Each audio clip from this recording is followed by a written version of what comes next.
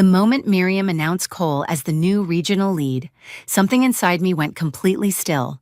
Not broken, just frozen the way a body reacts to sudden pain. People clapped because they were supposed to, not because they believed it. And while I sat there, hands moving on autopilot, one truth sharpened in my mind. They had no idea what they'd just taken from me, or what they were about to lose. If you've ever watched someone unqualified leapfrog your entire career, tell me in the comments and subscribe for more stories that finally say the quiet part out loud. For years, the desert mornings were the only thing that felt predictable. Dry heat rising off the asphalt, freight trucks groaning awake before sunrise, and my inbox already pulsing with problems waiting for me before I even stepped into the building. It wasn't glamorous work, but it had become the spine of my life in a way I hadn't fully understood until much later. After my custody settlement, Summit Line Freight Systems wasn't just a job. It was the structure I rebuilt myself around. The one place where showing up, solving impossible situations, and holding an entire region together made me feel like I still had control over something. Sophia was 13 when everything started shifting. She never complained about the long nights or the weekends I spent at my kitchen table, with route maps spread out like a second life swallowing the first. She'd sit across from me, tapping her pencil against her worksheet, pretending not to notice how often I rubbed my temples. Sometimes she'd push my laptop closed with one finger and say, "Mom, breathe." She said it gently, like she knew I wouldn't listen if she asked any louder. Maybe I should have listened, but braces, school trips, and medical bills weren't going to pay themselves, and the mortgage on the little adobe house I fought to keep wasn't going to disappear because I was tired, so I kept going. Every time a heat wave knocked out half our refrigerated fleet, I stepped in. Every time a supplier in Yuma suddenly changed their loading window and drivers panicked, I took the calls. When rail delays in Santa Fe caused a 3-day bottleneck, it was me who slept 2 hours on my couch and stayed up negotiating emergency transfers with people who trusted me more than they trusted their own managers. At some point, the phrase, "Ask Gabriella," became the unofficial company policy. People said I was calm under pressure, but calm is what happens when falling apart isn't an option. What no one saw was the cost of being the person everyone relied on. The more orders I saved, the heavier the silence around me became, the heavier the expectations grew. And yet, in the middle of all of it, the promise Miriam made about the regional lead role kept me steady. "You've carried this region for years," she'd said. "You're next, Gabriella. I just need you to keep stabilizing the teams until the review cycle hits." It wasn't hope I felt. It was validation. Proof that the nights I missed dinner with Sophia mattered. Proof that someone finally saw the invisible weight I carried. I let myself believe her because I needed to. Because the idea of a future where the work I did turned into something more than survival was the only thing that softened the grind of each day. I built new routing models that saved millions during last year's extreme heat surge. I rehabilitated relationships with suppliers Miriam had alienated. I streamlined the emergency response protocol after a derailment near Flagstaff nearly shut us down for a week. And still, I kept going. Kept holding the region together with a kind of loyalty that felt stitched into my bones. What I didn't realize back then was that being indispensable isn't the same as being valued.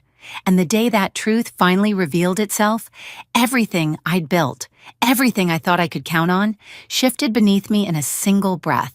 The morning of the announcement felt too calm, the kind of deceptive quiet that settles over the desert before a monsoon snaps the sky open. I walked into the conference room with my notes in the steady confidence of someone who'd been told, repeatedly, that her work spoke for itself. The air smelled like scorched coffee and citrus cleaner, the usual blend baked into Summit Line's walls, but people were buzzing in a way that hinted at expectation. A few coworkers gave me nods that felt like preemptive congratulations, the kind people offer when they think they know how the story ends. I let a small warmth settle in my chest, a rare moment of believing maybe, just maybe, the sacrifices had finally lined up in my favor. Miriam stood at the front with her binder tucked against her stomach, but what caught my attention was Cole beside her. He had that polished look that came from inexperience, not confidence. Shirt too stiff, shoes too new, expression too eager for someone who'd barely learned the difference between a reroute and a reschedule. He flashed a smile at the room like he'd been waiting for this spotlight his whole life. Still, I pushed away the unease rising in my ribs. Miriam had been clear. The region needed stability, real leadership, someone who understood the complexities of managing heat-sensitive freight through some of the most volatile corridors in the Southwest.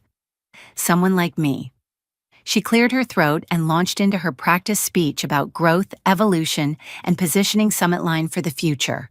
Corporate oxygen. I waited for the transition, the moment she would tie our progress to the person who'd spent years carrying it. The moment my name would anchor the narrative she'd been crafting with me privately for months. It never came. Instead, her smile sharpened into something rehearsed. Please join me in congratulating our new regional lead, Cole Ramirez. For a second, reality split in two, and my brain clung to the version where she'd simply misspoken. The applause that followed snapped that illusion in half. It wasn't joyful applause. It was the stiff, obligatory kind people give when someone with authority signals it's required. Cole stepped forward as though he'd just won a statewide award.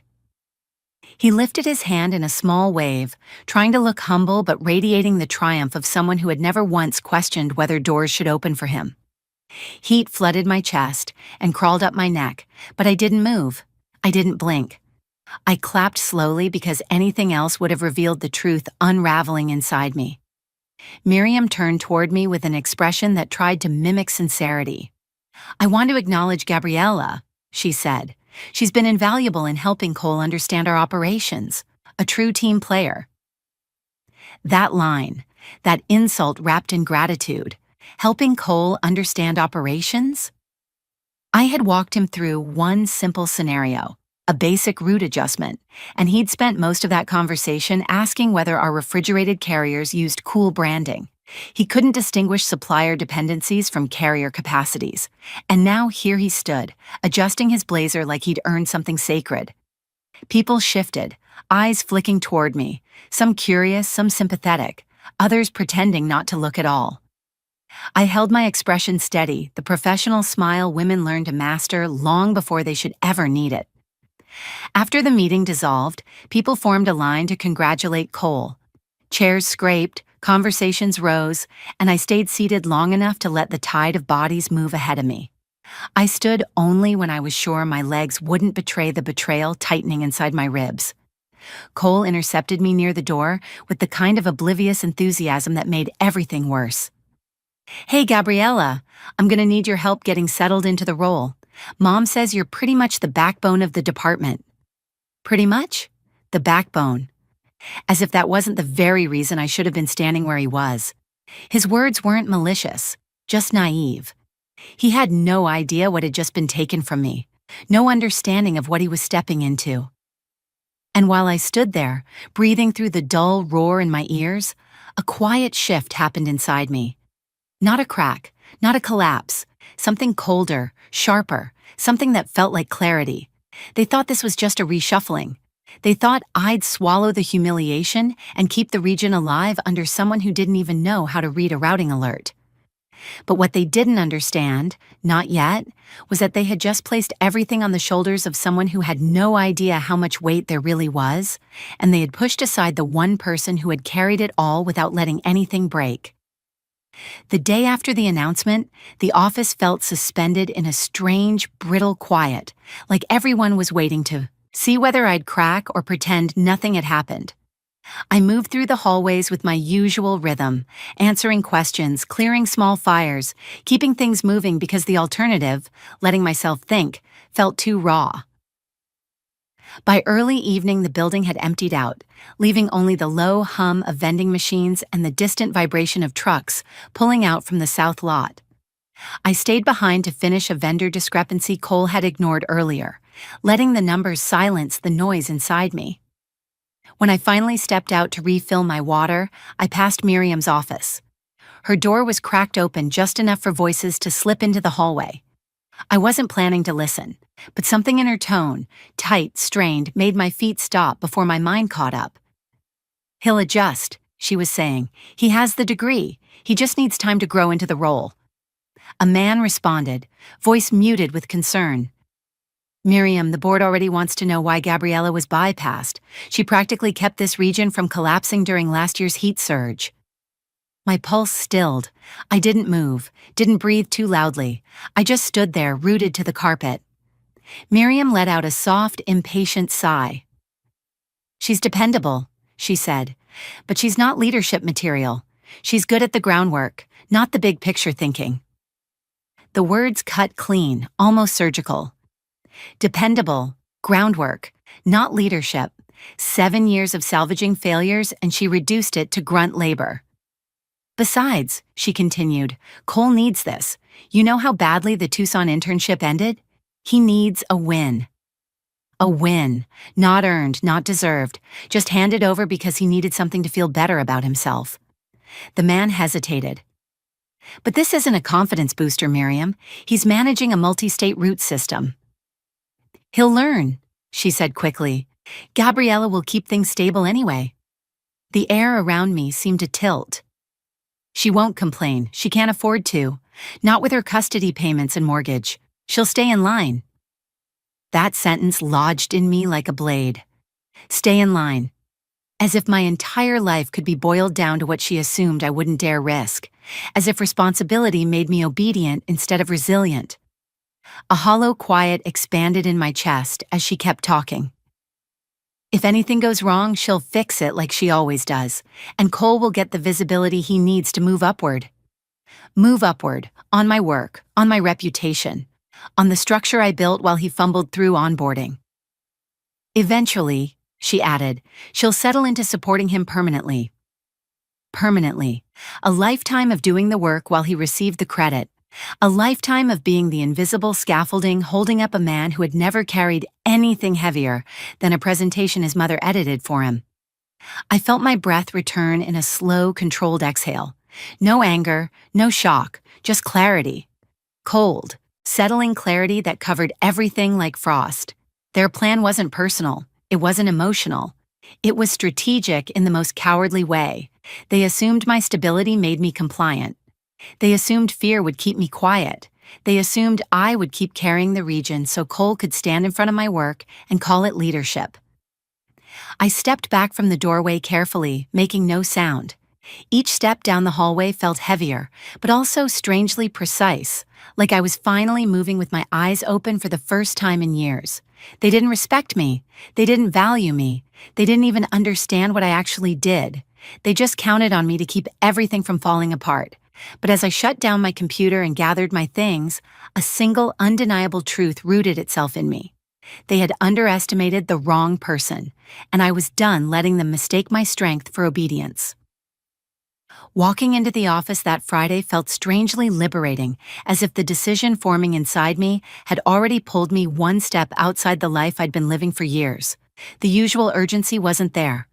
I didn't rush through the doors or brace myself for the crises waiting on my screen. Instead, I made coffee, sat down, and opened the document I had written the night before, a single page that felt heavier than any routing failure or supplier meltdown I'd ever handled. The resignation letter wasn't emotional, wasn't dramatic. It was clear, steady, and final, the kind of message you write only when you've stopped trying to convince yourself that things might eventually change. I printed it on the office's old machine, the one that groaned with every job, and the sound felt symbolic somehow, like the building was already resisting what I was about to do. I folded the paper neatly, slid it into an envelope, and placed it on the corner of my desk where it waited like a heartbeat. The hours crawled by with an eerie calm. People moved around me, unaware that they were living inside the ending of something they depended on more than they realized. I watched Cole wander the hallways with a stack of reports he kept flipping through, as if the numbers might rearrange themselves into something he could understand. His confusion didn't bring satisfaction, only confirmation. He wasn't malicious, he was misplaced, and Miriam had engineered every part of it. By late afternoon, the floor began emptying as people packed up for the weekend. I stood, smoothing the front of my shirt, and picked up the envelope. My hands didn't shake. My breath stayed even. The clarity from the night before remained like a quiet shield around me. As I walked toward Miriam's office, I saw her stepping into the hallway, mid-sentence with someone. But the moment she spotted me, she straightened, her expression tightening with the authority she relied on like armor. "Gabriella," she said, that measured tone she used when she wanted to sound composed. "Do you have a minute?" "I do," I replied, handing her the envelope before she could say another word. She blinked, confused, then tore it open with an impatience that betrayed her irritation. Her eyes raced across the page, and the color rose to her cheeks. "You can't be serious." "I am." The silence between us stretched, thick and heavy. She lowered her voice. "You're leaving because Cole got the promotion?" The simplicity of her question almost made me laugh, as if this entire situation came down to jealousy rather than years of extraction and erasure. "I'm leaving because it's time," I said, keeping my voice level. The truth was sharper. I was leaving because staying had become a slow death of the self. But she didn't deserve that explanation. Miriam stepped closer, frustration cracking through her composure. "Think this through. You're walking away from stability. You have a daughter. You have a mortgage, responsibilities." There it was, the leverage she thought she owned, the very thing she had counted on to keep me silent and compliant. "I'll manage," I said. Her jaw tightened. "Quitting now makes you look impulsive, emotional. No serious company wants someone who walks out when they don't get their way." It was meant to shame me, but her words felt hollow. They no longer had anywhere to land. "That's your interpretation," I said. "It's reality," she snapped, then rushed to soften it. "Look, Gabriella, we value you, truly, but Cole represents where Summit Line is headed. Fresh innovation, future-oriented leadership. You still have an important place here." Important but never leading, useful but never recognized. "I appreciate the clarity," I said quietly. Something flickered in her eyes. Fear, maybe, or the beginning of understanding. "Take the weekend," she insisted. "We can pretend this never happened." "No," I said. "This is the right decision." At that moment, Cole stepped out of his office with papers practically sliding from his grip. "Mom, what are we going to do if she leaves? She knows everything." Miriam shot him a warning look, but the truth was already hanging in the air, undeniable. They needed me. They always had. And now they were finally realizing what it would mean to lose the person they'd built their plans upon while giving someone else the credit. "You'll figure it out," I said, turning away before she could argue again. And for the first time in years, I felt light, like I just stepped out of a cage I hadn't realized I'd been locked inside. Monday arrived with a tension so thick it felt like the air itself resisted being breathed, and even before I reached my desk, I could sense something had already gone wrong. Conversations were clipped, footsteps fast, whispers sharp enough to cut through the hum of the office. I had only 9 days left, and it seemed Summit Line had finally begun to understand what operating without a safety net felt like. Cole's office door was open, his expression drained of color as he stared at 3 spreadsheets he clearly didn't recognize. When he spotted me walking by, he practically lurched out of his chair. "Gabriella, thank God. Do you have a second?" His voice cracked with the desperation of someone who'd suddenly realized he was in water too deep to touch the bottom. I stepped inside, not out of obligation, but out of curiosity. How far had things slid in just one weekend? "What's going on?" He swallowed hard and pointed to the screen. "Northern Timber is threatening to pull their contract? Something about delays and heat protocol escalations? I don't understand what they're referring to." My heart sank, not because I felt responsible anymore, but because I already knew exactly how this had begun. That account alone represented nearly $4 million in yearly revenue. I leaned over enough to skim the email thread. The error was obvious.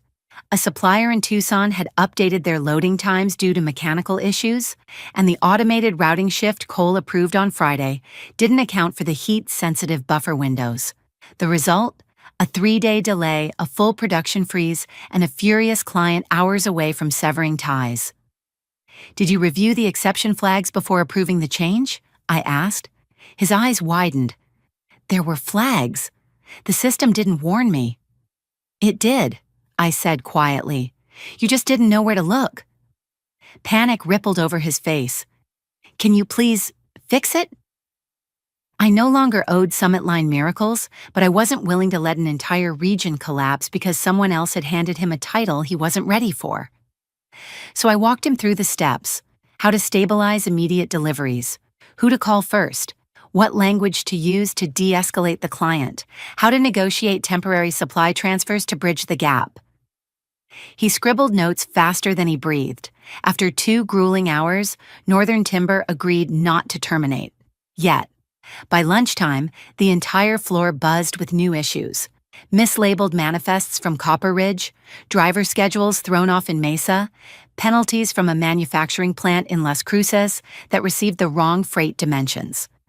Everything pointed back to rushed approvals Cole made without understanding the implications. Miriam stormed into the operations bay around 1, her heels hitting the floor like warning shots. "Gabriella," she barked, "my office, now." I followed her, watching the rigid set of her shoulders. The moment the door shut, she turned on me. "Did you tell anyone you're leaving?" "Only you," I answered. "Why?" She pressed her fingers to her temples. "The board has called for a status review. They're hearing rumors about operational failures, and now Northern Timber is demanding explanations."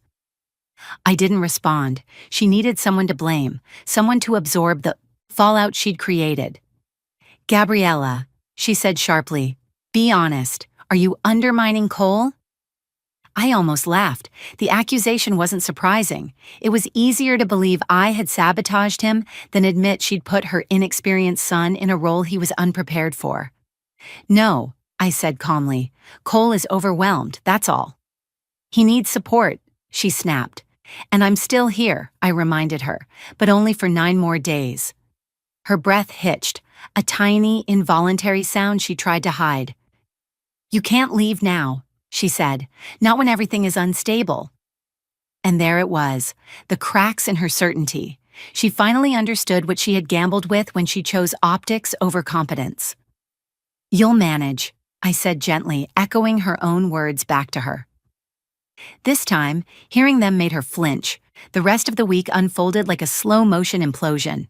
Every morning brought a fresh crisis. A warehouse in El Paso missed critical refrigeration checks. A supplier in Flagstaff escalated a complaint to the board, bypassing Cole altogether. A manufacturer in Santa Fe threatened legal action over freight inconsistencies. I trained Cole through the disasters that threatened the entire region, but I didn't cushion the blows. I didn't cover for him. I didn't shield Miriam from the consequences she'd architected with such smug certainty. And as each day passed, I realized something unexpected. Revenge wasn't something I needed to pursue. They were already engineering their own downfall, piece by piece, simply by operating without the person who held everything together. All I had to do was let the truth unfold. 3 weeks into my new job at Mesa Ridge Logistics, I had almost grown used to the quiet. Real quiet, not the tense kind that hides disasters. My days were full but not crushing. My nights belonged to me, and for the first time in years, my work felt seen rather than extracted. I was settling into a role that valued strategy rather than survival, and even though part of me still moved with the reflexes of someone waiting for the next fire, a strange lightness had begun to take root.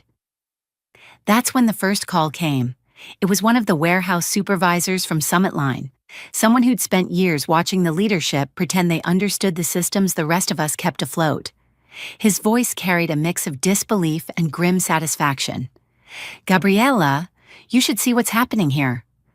I stepped into an empty conference room, closing the door behind me as he launched into a rundown of everything that had unraveled since I left. Northern Timber had finally pulled their secondary contract after another mishandled routing chain. Copper Ridge had imposed penalties so severe accounting couldn't bury them. A supplier in Santa Fe escalated a complaint directly to the board with a timeline of failures, every one of them tied to decisions made without oversight. 3 more. Clients were exploring competitive options, which was polite industry language for preparing to walk. And in a twist almost too poetic to be real, one of those clients had already contacted my new company, requesting to discuss renewal terms with the director who actually understands field operations. They didn't need to say my name.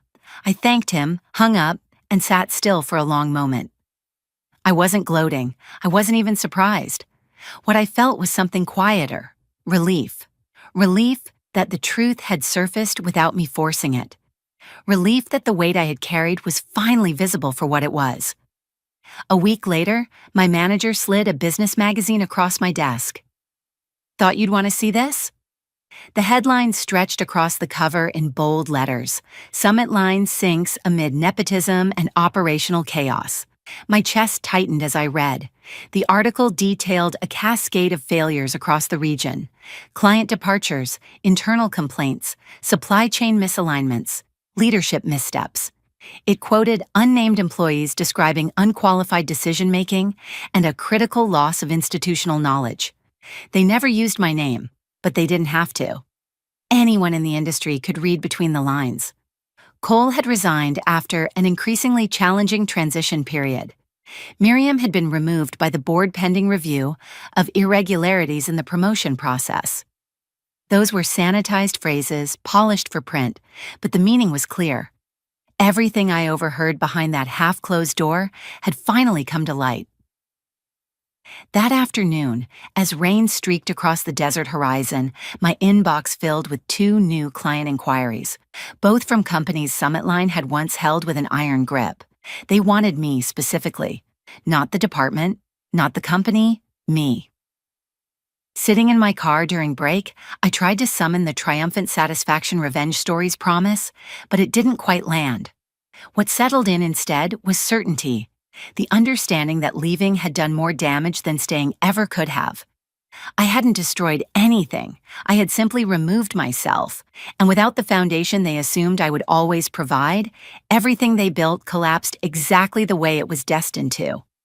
Months later, at a supply chain conference in Phoenix, the heat shimmered off the pavement in waves as people streamed in and out of the convention hall. I had just finished a panel discussion on adaptive routing during extreme temperatures, a topic that finally felt like a conversation rather than a crisis, when I noticed someone sitting alone near the back of the room. Cole. The badge clipped to his jacket bore the name of a small startup I'd never heard of, and he looked smaller somehow, as if the confidence he once borrowed from his mother's authority had evaporated under the weight of reality. When he saw me, he hesitated before lifting a hand in a subdued greeting. I could have walked past, could have ignored him the way people in his old position often ignored those beneath them, but something in his expression, tentative, almost ashamed, made me pause. He rose slowly, eyes flicking down before he managed to meet mine. "Gabriella," he said quietly, "I just wanted to tell you I'm sorry." Not a dramatic apology, not a plea. Just a simple acknowledgement spoken without the safety of his mother's shadow. I nodded, not out of triumph, but because I understood now what I couldn't see back then. He'd been placed into a position he was never prepared to carry, pushed toward a title that turned into a burden. He wasn't the architect of the harm, he was one of its casualties. "I hope things are better for you now," I said. His relief was immediate, like he hadn't expected kindness. "I'm learning," he replied. "The hard way, but learning." And for the first time, I believed him. Our exchange was brief, almost weightless, but as I walked away, a quiet clarity settled in my chest. Closure didn't come from watching someone fall, it came from releasing the part of myself that had once believed I needed their recognition to justify my worth. Outside, the late afternoon sun had softened into something golden, and the desert wind carried the faint scent of creosote and warm asphalt. My phone buzzed with another client request. Companies reaching out not because they were desperate, but because they trusted the competence I had spent years refining in silence. I sat on a bench near the entrance, letting the warmth settle around me. For so long, my value had been defined by how much weight I could hold for people who never intended to lighten it.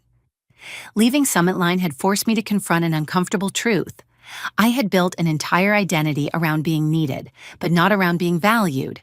And that difference had cost me more than missed nights with Sophia, or the exhaustion that clung to me like a second skin.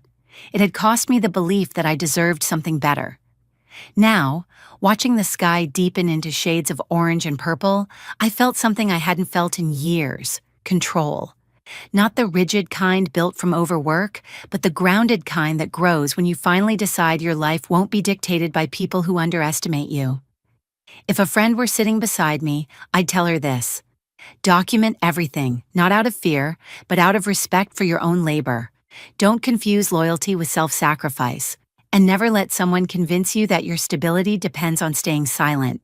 Walking away doesn't always burn bridges. Sometimes it reveals the truth about which bridges were never built to carry your weight. As the lights of the conference center flickered on, I stood and headed toward my car, the evening breeze brushing against my skin like a reminder of the life I had reclaimed. And for the first time in a long time, the future felt wide open, as if the desert itself was handing me a new map, one drawn entirely on my terms. Looking back, what stays with me isn't the collapse of Summit Line or even the betrayal itself. It's the quiet, undeniable strength I didn't realize I had until everything fell apart.